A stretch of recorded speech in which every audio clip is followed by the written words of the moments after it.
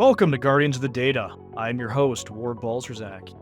Each episode will explore the passions, expertise, and real world experiences of security leaders who are helping the future of data security and governance. Guardians of the Data is made possible by support from Centra. To learn more about our AI powered data security platform, please visit centra.io. Let's dive in. Welcome back to another episode of Guardians of the Data. Today's guest is a seasoned leader with over 2 decades of experience in cybersecurity and IT. Currently the enterprise data protection lead at Marathon Petroleum Corporation.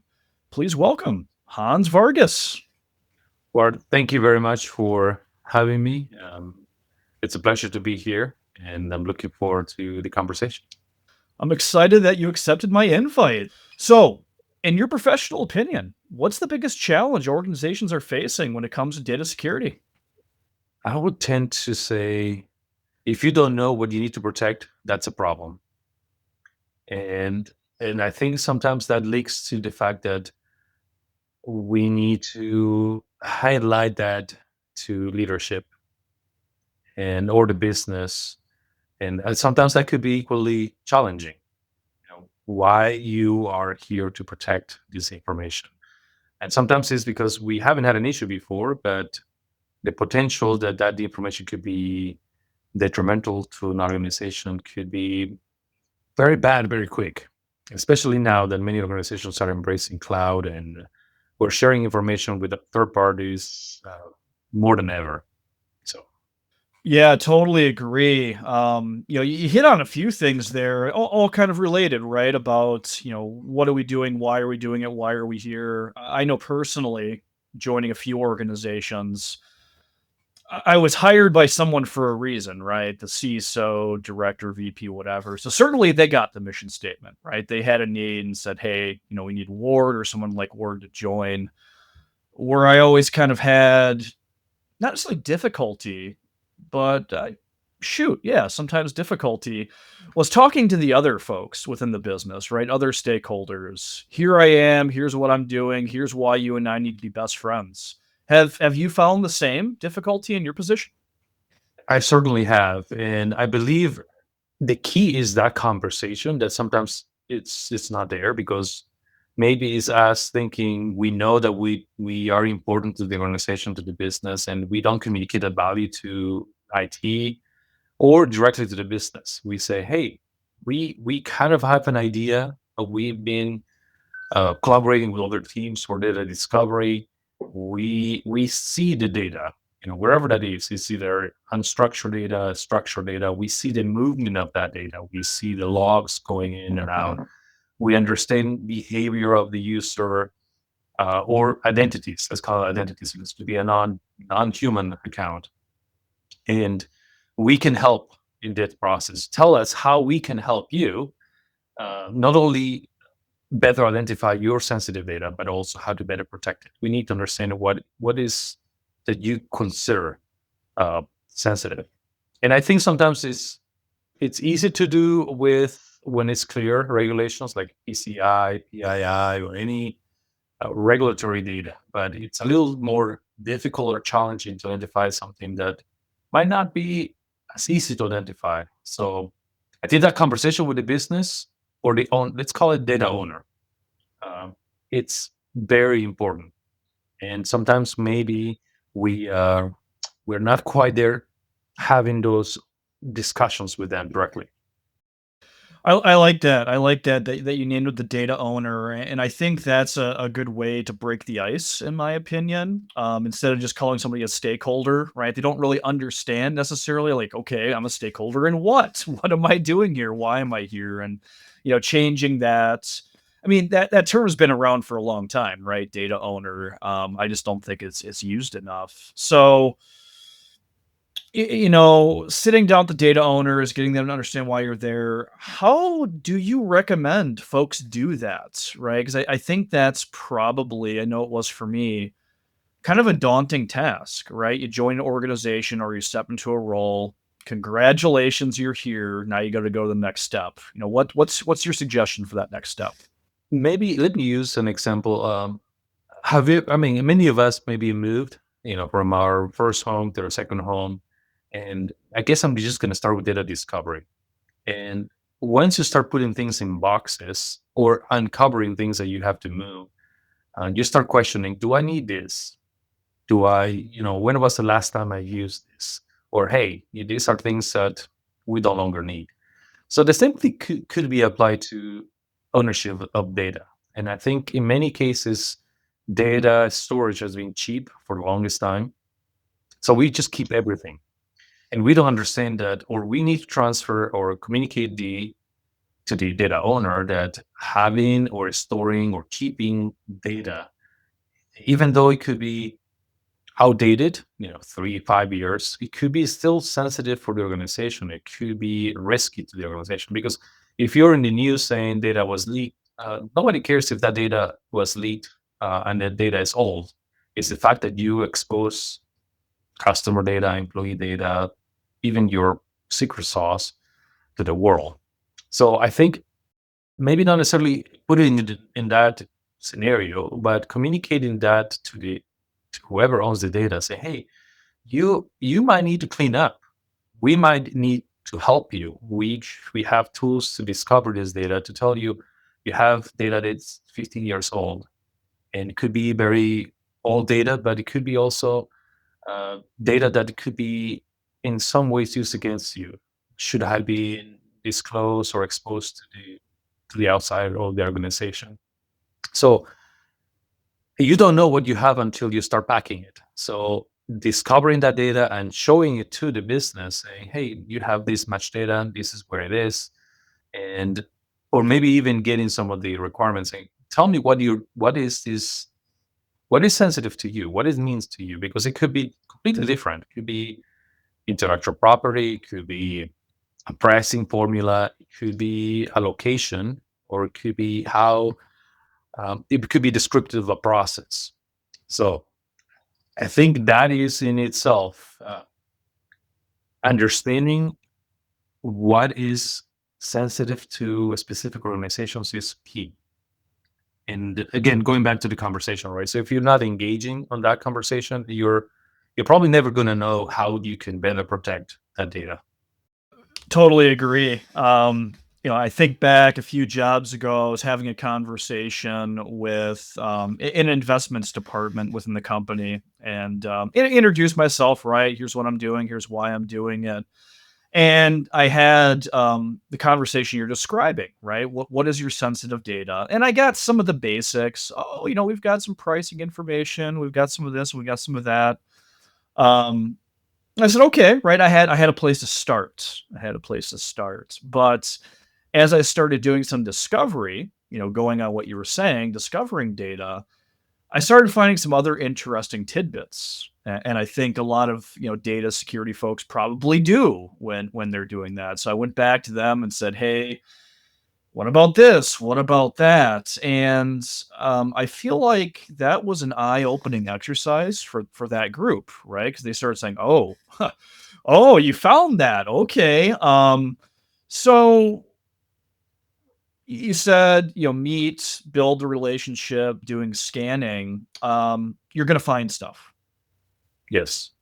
How do you recommend having those conversations? Because I know personally, I felt those conversations were almost more difficult than, "Hi, how are you? What is your sensitive data?" Because now it's really taking a step back with something and saying, "What about this?" It's like pulling out the photo album.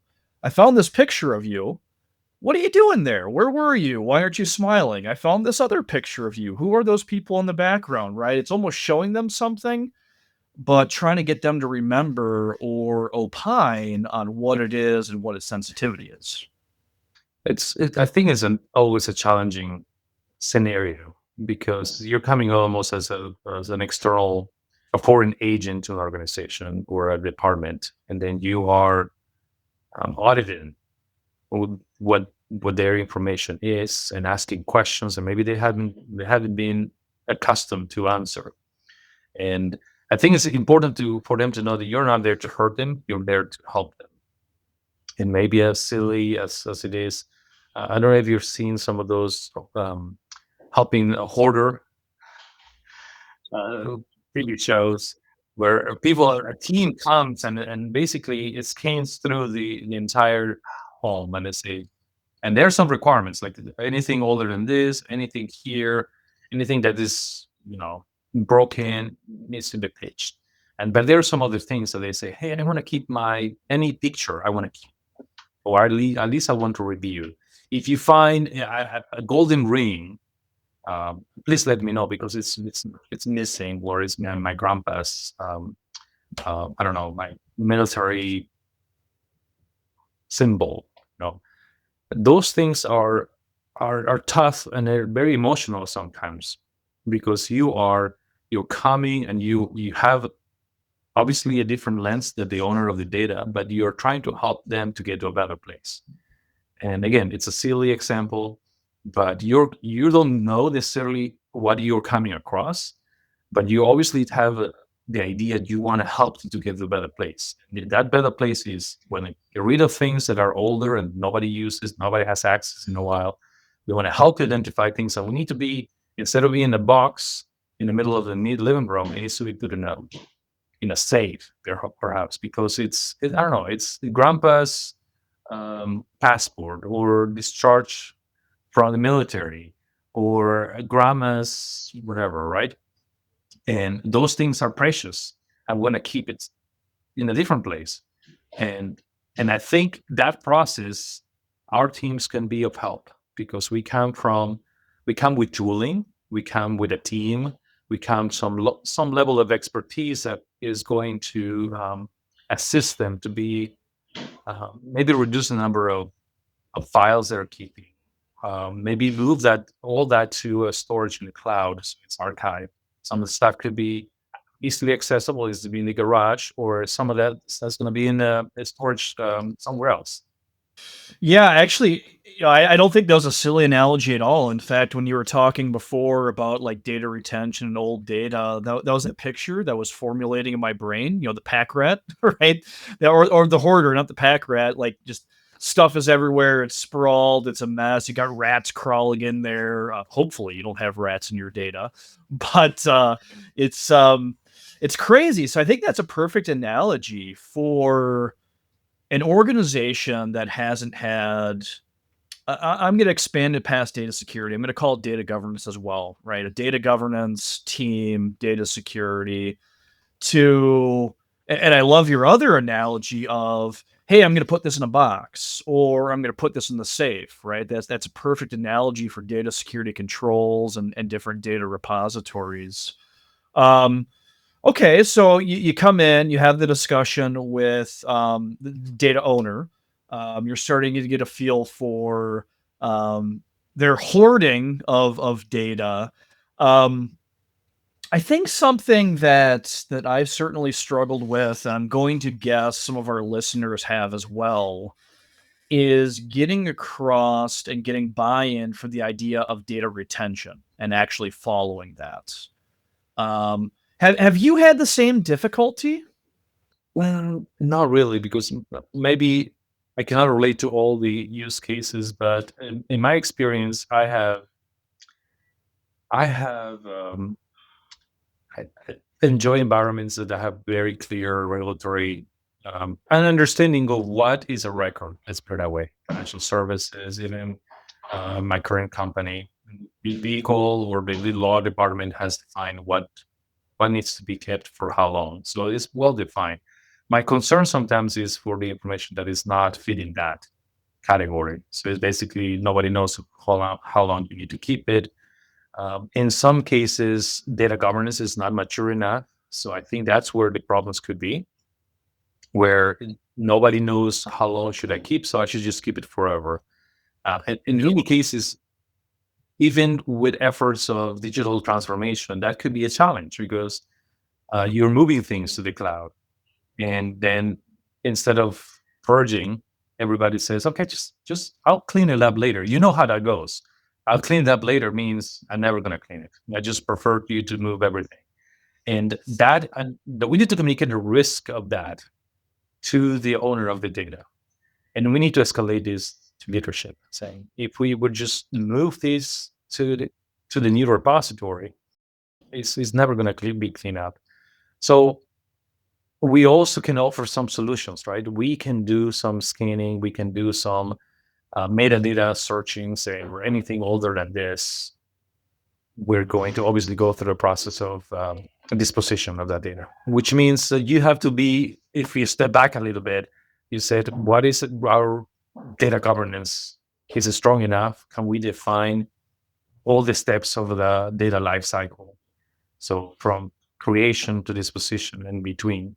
And I think that's important. Organizations need to think about how do we best, for the benefit of the company, define that early in the process. If it's not well defined, I encourage you to ask whoever is in charge. It could be many stakeholders. Could be legal. Could be a specific organization is designed for the management of data or information management in the organization. Obviously, me as part of the data protection, we are more interested to people understanding what is sensitive, how do I protect it, because I can't really protect everything. Because if you do protect everything, you have to raise the bar to everything. But if we understand what is critical for specific organizations or the company itself, then we can focus on those. And that's why I was mentioning data discovery leads to the conversation with the data owner. What is, now that we understand the data as a whole, what is sensitive to you, and that maybe escalates to what is sensitive to the company. I like that. I like that. And I want to come back to the sensitivity, but I want to go back to something that you were saying before. And um, man, you said something so brilliant there. It was the data governance piece, right? That organizations, if they don't have that, they need to have that immediately. That's your first step, the cradle to the grave, or the creation to disposition, to use your phrasing there. I actually just had a conversation earlier this week with an organization, and they were looking to embark on a data discovery initiative, which I was like, all right, gold star, that's awesome. Let's figure out where your data is, certainly, what it is and all that. But I remember, really kind of going back to, like, once you find it, what are you going to do? What are your plans?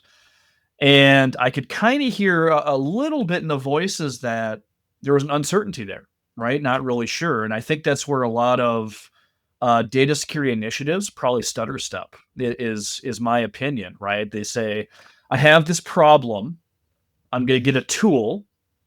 I'm going to deploy a tool, and I'm going to assume everything is going to fall in place, versus in parallel or before, I'm going to make sure that there's processes in place. If I were some of our listeners are concerned about that, I encourage you to continue going the data governance route, because sometimes data governance not necessarily might reside within your purview or your organization. It might be another stakeholder. So I think as long as you are in constant communication with them, because maybe there's a dependency, right? They are an enabler to you, and I believe that's the case. If there is no strong data governance, then you're going to be not enabled to be able to do what you need to protect that data. Especially nowadays, think about, back in the day, data centers. You control the access to your data. It's within the castle and the mod type of environment. But now is your data is shipped to everywhere. It's a distributed data center somewhere. And then not only that, you are sharing that through APIs with third parties or fourth parties that you might not have control over. So our data understanding of where our data is, where sensitive data resides, and what access controls you have to protect that data, or even know that that data has been at risk, is more than ever important. I would say crucial to your business. So I would say that encourage you to have those conversations with whoever leads that data, data governance, because you are a part of it. If we would think of ourselves as a part of the data protection, cybersecurity, information protection, whatever your team is called, you are probably a member or stakeholder of that umbrella of data governance. And if you are not actively engaged on understanding your responsibilities, then there's going to be a disconnect, and that disconnect is going to lead to some, perhaps, the slowness to react when data is truly at risk. Yeah, yeah, and I would actually argue it's definitely a two-way street on that, right? Like, certainly data security team, again, my opinion, and it sounds like yours as well, heavily reliant on that data governance group, the processes, the things they're creating. In some cases, they may create like a CMDB around data, right? A data inventory, if you will, and data flows and all of that. But I would say, at least in my experience, it's definitely gone the other way as well, right? Like they're almost the trust and the builder, and we're the verifying side on the data security side because with like DLP tools and data discovery tools, I've certainly found things that folks didn't know about. And I would take it back to them and say, hey, you know about all those things, but I found this thing. Did you know about this application? Did you know about this database? Do you know about this data type? Or you brought up APIs, right? Like, did you know there's an API between, point A and point B? And I would say at least 50% of the time they didn't, right? And it was like, oh my goodness, thank you. And I fed them data, and it was really the scratching each other's backs with that. There's so many opportunities to enhance security in our organization. I think you're right. Um, I think that's one of the benefits or the added positive things that we can bring, because that is added value. Because sometimes the data owner is not necessarily aware of this. Bringing this to their attention, I think, allows them to make better informed decisions. Even sometimes inform the requirements to protect that data. So, uh, and I know we haven't touched this, but I will introduce the concept of, and many businesses are embracing AI and agentic AI nowadays. That's in some ways a way to accelerate perhaps the data loss, the data being exposed. Because, and I think painting that picture to them, not trying to scare them, because we want them to embrace that technology, is further going to put their information at risk. So I would say that sometimes we have a reactive, we have to put controls after the fact. But I think, and I argue, and as a recovering cybersecurity architect, I think I argue that the conversation about architecture of how to protect data should be one of the first things as part of onboarding an application. So as the business is thinking of doing a POC of an application, or how to connect data security, cybersecurity, information protection should be part of the conversation, because it's there where you can, as part of the what is called the birthplace of that connection or that architecture, it needs to be thought out. And sometimes it's after the fact, and that's a miss, in my opinion. That is a key point that needs to be made for this episode. Hallelujah, Hans. I totally agree. Yeah, I mean, so many organizations, including ones I've worked for, they have a um, security architecture team, right, that does the security evaluation. They build out everything, but more often than not, they don't include data security expertise or even considerations in there. Outside of the basics, oh, the data must be encrypted. Okay, like yes, of course, and things like that. But I mean, that's so key, right? So, um, you know, two amazing things you've said in this episode, right? Data governance, need that right off the bat. Including data security and security architecture consideration, stand up new things, amazing as well, right? We need those things. I want to go back to you were talking about understanding the data and its criticality, right? Going back to that hoarder analogy that we had. So I think in some cases that relates to the relationship with data governance, right? I think that helps with understanding. Um, when that group may be missing or not knowing everything, do you have any recommendations to kind of break down those walls and help data owners understand the criticality, or maybe lead them to making their own determinations of the criticality of data? In my view, is very simple as having those conversations and having identified the key points of contact within the ownership of that data and the data owners themselves. Sometimes it's not necessarily the top leadership. Sometimes it's the practitioners. And just asking the question, what would happen if this information gets out? You know, in not all the cases, this information, you know, it could be embarrassing. It could be detrimental. It's our pricing formula. It's our, I don't know, our specific way that we do is our, it's our routing information, depending on what industry you are. It could be our, uh, you name it. So it could be, you could be in an industry that is managing customer data, right? It could be a big deal. They could be, you could be fine because of the industry you are, because you are handling or mishandling customer data. It could be also employee data. Right? You have a large number of employees, and their information get leaked. And sometimes it could be not necessarily your fault. It could be a third party, but you're going to be the responsible entity. So I think that painting the risk, and I think that's where the risk organization comes to help, because you can onboard them to say, help me understand, help me convey the potential risk of this information being exposed. And it's not necessarily the work always of cyber, because cyber sometimes it's kind of the ones who say no. Well, we've been known to be the ones who say no all the time because we want to be cautious and protect. And we also need to be the enablers, but the enablers have to go with open eyes. It's like, we want to help you to go fast. There are some guardrails that we need to put in place for you to go, to bump the sides, but to continue going.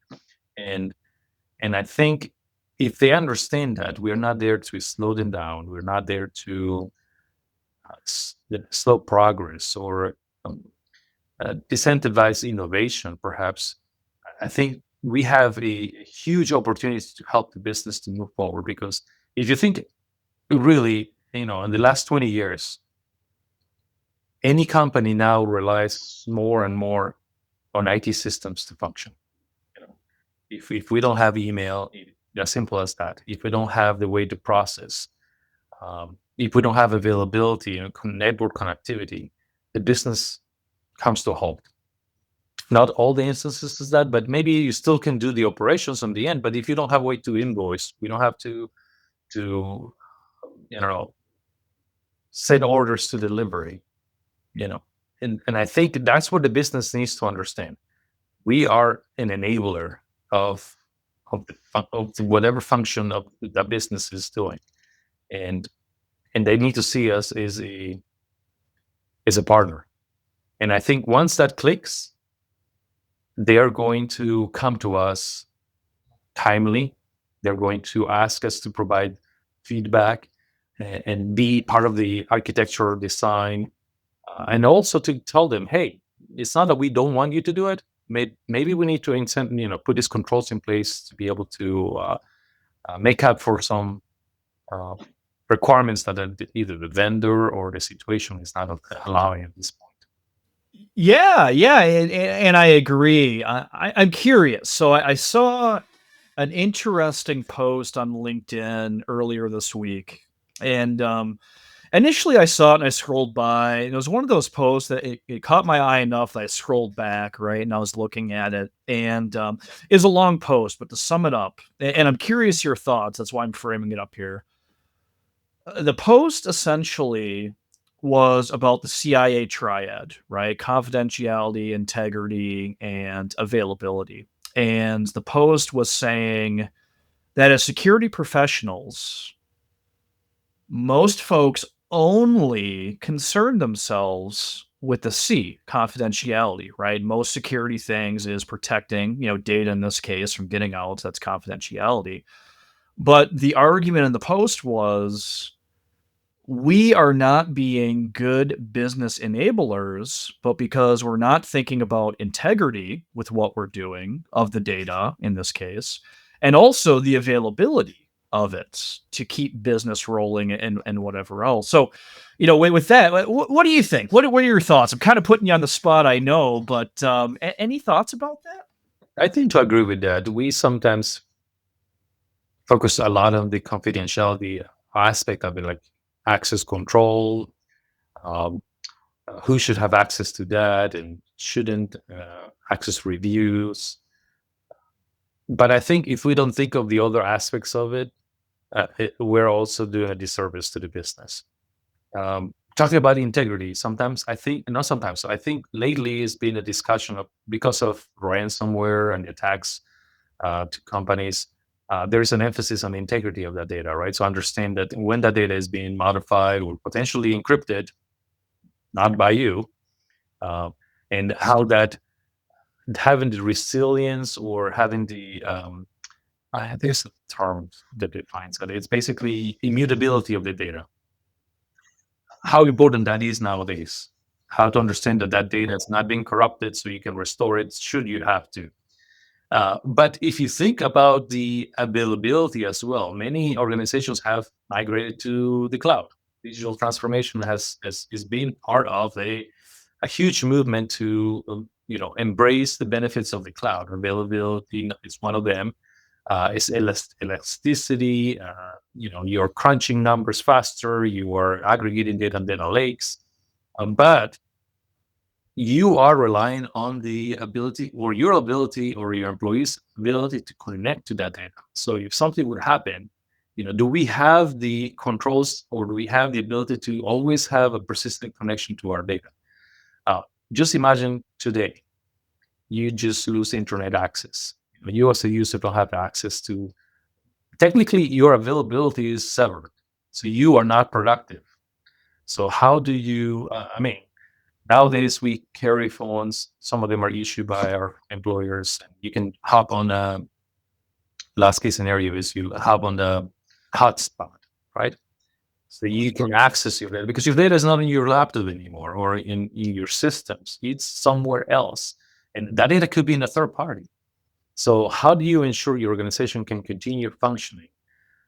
Because you move everything to the cloud, it's in some ways protected, right? It's distributed and you can access it. But if you, for some reason, as an organization, don't have the ability to access that, that could be a problem. Could be as bad as your data being encrypted or something catastrophic happening on a branch. All those things are going to impact the business. So obviously, we do some of those things on behalf of the business to protect it, but it's almost like saying you put your data on a safe that is stored by a bank, but somehow the bank is not available to open their doors. Yeah. Your data is still somewhere safe, but you needed that data to be accessed, right? And I think that could be an issue. So what type of backup plans you can devise to still be in business, to still be able to access that data? So CIA is sometimes we don't think about it. Sometimes many of us who are still, I guess, old school have it in the back of our heads, but sometimes I think we concentrate in one only and not consider the other ones as integral part of keeping the business afloat. Yeah, I know. I've been guilty of that. I think back to some of my first interviews and like, tell me the CIA triad and what it means to you, right? That was one of the basic interview questions I always heard over and over again. But I tell you, in the last 10 to 15 years, I have put next to zero thought into the I and the A. So just seeing that post was like, okay, yeah, yeah, super important. Of course, it's important, right? No kidding. Of course, we need those things. Just again, something that kind of went by the wayside as I always would seek to better protect the data. Um, Something else I'm curious your thoughts on, and it's going back to our discussion about understanding our data and what is critical. Um, I've seen a lot of organizations out there make the assumption or dictation maybe that data classification is a security problem, right? And it might, I'm thinking more outside of just tooling, right? So I'm not talking about like, Titus or Purview or whatever. Congratulations, you own this. But the actual act of classifying data. I've seen organizations out there, oh, that's a security problem. And my opinion on that is absolutely not. Right? Because I typically found it harder for the business to buy into it when they assume it's a security problem. Hey, security guys, you deal with it. I'm curious your thoughts on that. If you agree, or if you've got different lines of thinking there. I think it's a little bit of storytelling. If we don't have a good story why we need to classify and protect data, then we're not maybe we're failing are communicating, because we do classification all the time. We do it at home, we do it on daily. This is how we operate. At least maybe I'm a little biased because I like organizing things in my life, because it provides me some framework on how things work. I don't know about you, but I usually put my forks with the forks, and spoons with the spoons, and I put it in a specific phase. Don't just drop it everywhere. So I think selling the idea why classification is important. One of the first steps is just because we want to know where our data is, what goes with what, and I think perhaps uh, selling also what is new. Right now we are, if we know that you can help the business to understand what they have, it's better. There's more visibility for them, because I can care less maybe what is sensitive for law compared to supply chain. But I think the level of detail is important, because the more we understand what is really important for logistics, is going to help them to, let's think about all the things we're doing with data analytics now. That cannot happen if data is a mess, right? So if you start putting data in a data warehouse and you start squeezing the life of um, that data and aggregating it, not only aggregating but making sense of it, maybe doing predictive maintenance, maybe do predictive projections of sales, or how to make something of some product because of the season of the time, or based on response of how well it's been selling.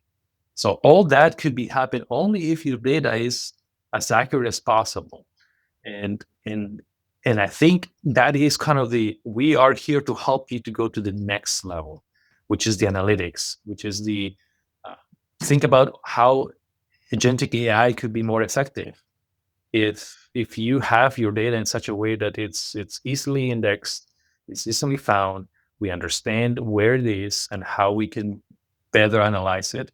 Then predictive is the next thing, and how AI can help us do that. And I think that's going to be the business differentiator for a lot of companies in the future. That is one thing that is, it's close to my heart, because I know that is go what is going to make a difference for companies today, that companies are going to stay in business for the next 10 to 20 years. So I think I would sell it as that, and I think that could also get some of the buy-in from the business to support some of the things that cybersecurity, information protection, or IT is doing on behalf of the business.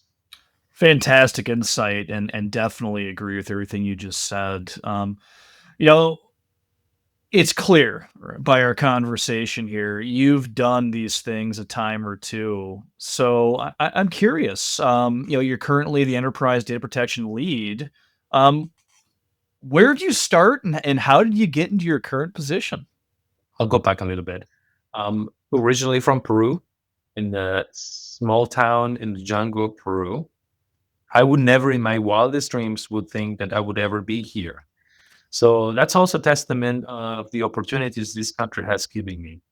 And I've been very eager to and amazed of the opportunities I've been granted, and I've been willing to grasp.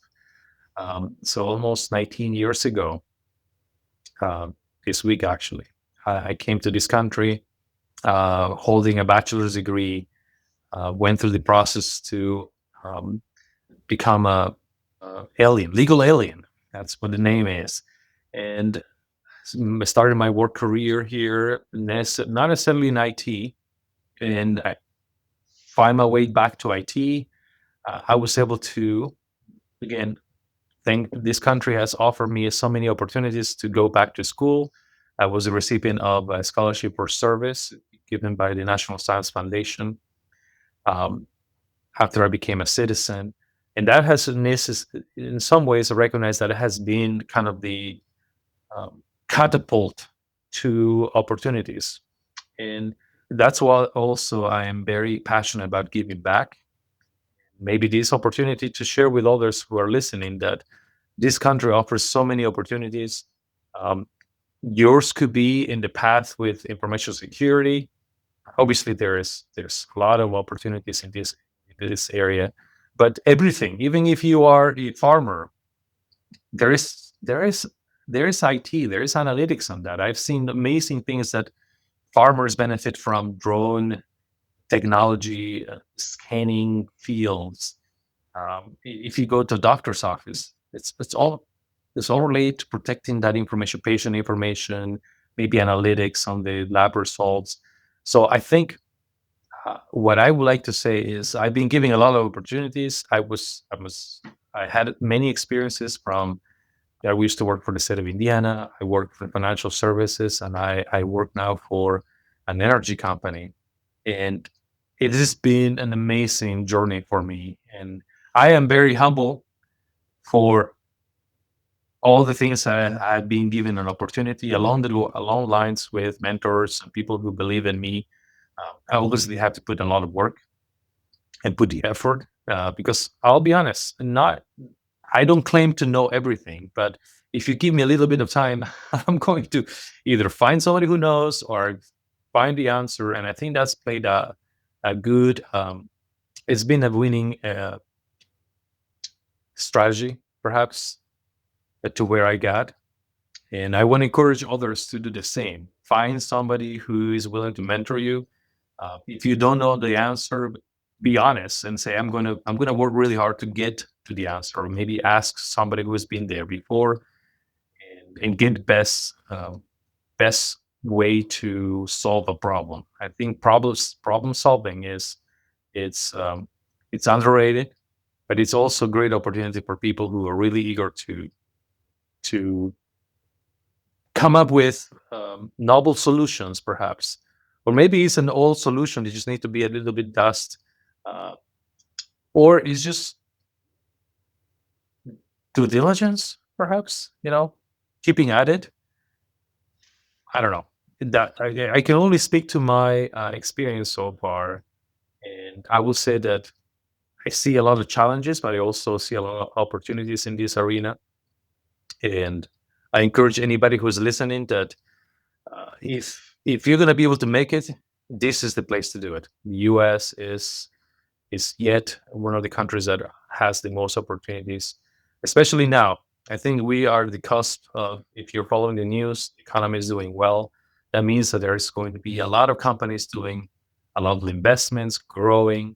That also means that there are going to be a lot of targets and companies because you see how cyber criminals are targeting not only grandpas, but also companies. And companies should not be um, what's the word I want to use? Complacent. I think that's the word. Saying, "Oh yeah, well, it hasn't happened in the last 10 years. We haven't had an issue." That doesn't mean that it's going to happen. I'm not trying to sound alarmist because I want to keep my job or thinking that my job is important. But I think when everything is going well, there's always somebody's looking at you. That is necessarily has to be a nation state, but it could be a cyber. I mean, there's a lot of money being made in the dark net for holding data um, hostage, and it doesn't necessarily need to be that um, they encrypted your data. You just say, "Hey, we have access to a database that has customer data. We might release it if you don't pay."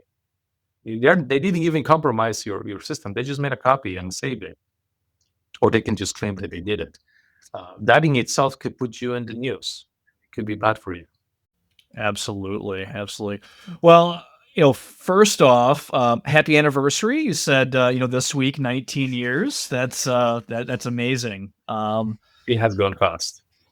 I like to ask this question to some of my guests. So, if you could go back, so you've been here 19 years, we'll say 15, 10 to 15 years ago. So, if you can go back in time 10 to 15 years ago and talk to yourself, um, is there any advice or, tips that you give yourself 15 years ago? I would say be bolder, be more aggressive, perhaps. Be Don't be afraid. And I think the same could be applied to learn more.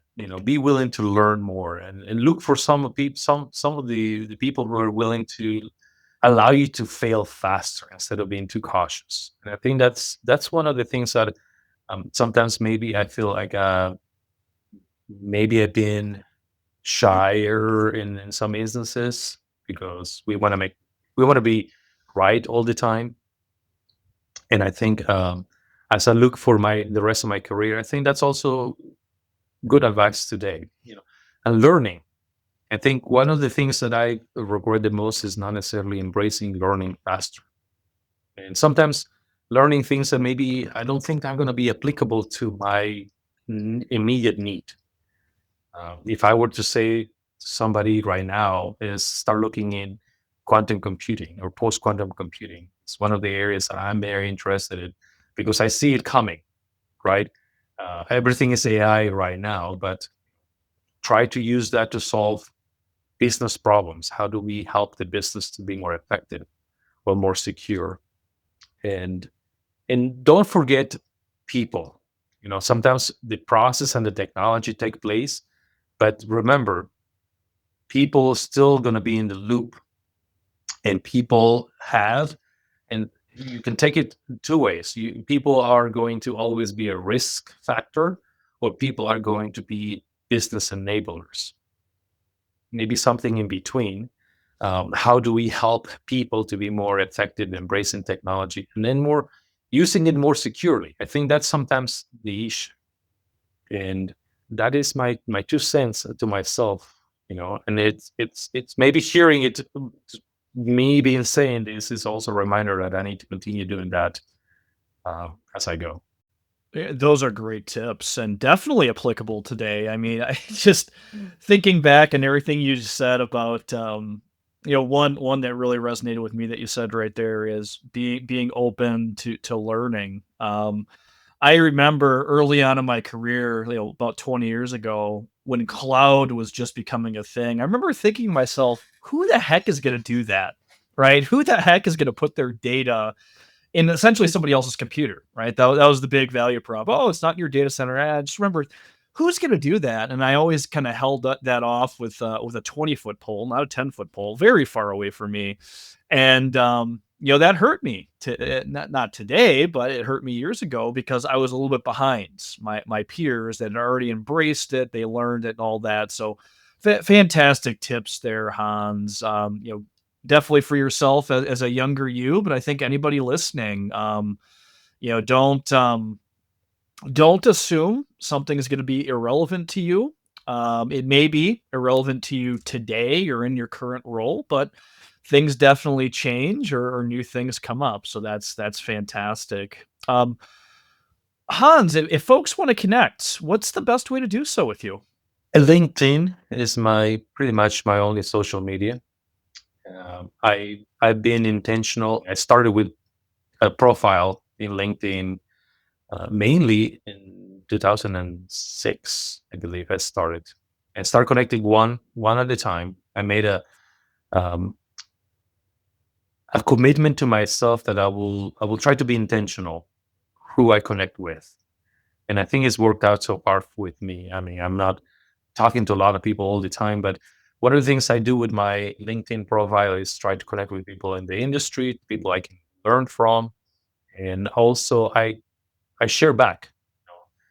I like it. I like it. Well, there you go, folks. For all those that are listening, if you want to connect with Hans, LinkedIn, and certainly there'll be a link with this episode, and makes it really easy for everybody. So Hans, thank you so much for joining. This has been a great episode. Well, thank you for the invitation. I'm truly honored for your invitation and the opportunity just to share a little bit of what I do, well, myself, and just crazy thoughts I have. Some of the analogies perhaps are crazy, but to me, it makes sense to illustrate an idea how to best be that partner that the business needs to continue growing and doing so securely.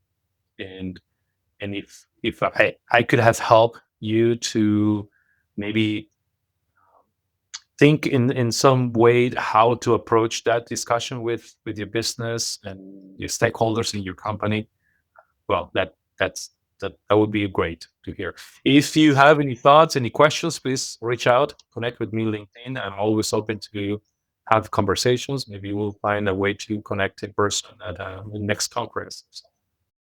Amazing. And I know I definitely, thought of a few new things. This has been a fantastic episode. Um, Big thank you to the audience for tuning in. Really hope that you too enjoyed and learned something today. Please tell others in your network to follow and listen. This has been another exciting episode of Guardians of the Data. See you next time. That's a wrap on another episode of Guardians of the Data. Thanks for tuning in. For show notes and more, visit guardiansofthedata.show. Guardians of the Data is made possible by support from Centro. To see how we help organizations discover and classify all of their data accurately and automatically while quickly achieving petabyte scale data protection without the fuss, please visit centro.io. Catch you next time.